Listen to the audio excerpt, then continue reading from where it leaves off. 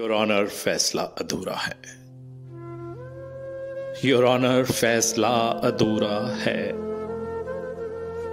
Your honour, एक मेहरबानी कीजिए जनाब, तफसीली फैसले में ये लिख दीजिए जनाब कि जब मकतूल शाहजेब ये जानता था कि जब वो बाइज्जत शाहरुख जतोई को पहचानता था कि उसके पास दियत के पैसे मौजूद हैं, इस्लामी जमहूरिया पाकिस्तान के निजाम को खरीदने के वसाइल लामहदूद हैं, तो इसने अपनी बहन की इज्जत बचाने की कोशिश क्यों की?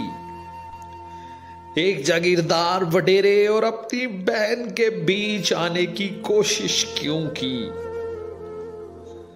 इसका यह जुर्म सजाए मौत ही का मुस्तहिक था और शाहरुख जतोई का इकदाम आईने पाकिस्तान के ऐन मुताबिक था।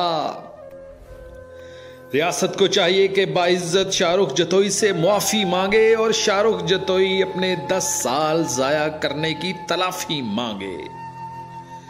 इन 10 बरसों में वो इस विक्ट्री के निशान के साथ न जाने कितने मार के सर कर लेता, न जाने कितने बेबस घरानों के लिए दियत के पैसे भर लेता। पाकिस्तान के तमाम गयूर कानून साजों को यह इस्लामी कानून मुबारक हो। तौहीन मजहब का राग अलापने वालों को खामोशी और सुकून मुबारक हो।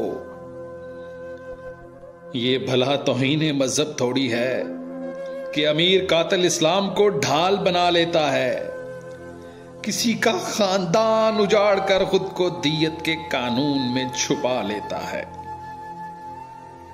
योर ऑनर, कानून तो यह होना चाहिए कि बाइज्जत शाहरुख जतोई को इन 10 सालों का बदला दिया जाए, शाहजेब की बहन को शाहरुख जतोई के हवाले कर दिया जाए। यूं ये फैसला इस्लामी जमहूरिया पाकिस्तान के कानून के मुताबिक पूरा होगा, वरना योर ऑनर, ये फैसला अधूरा होगा। ये फैसला अधूरा होगा।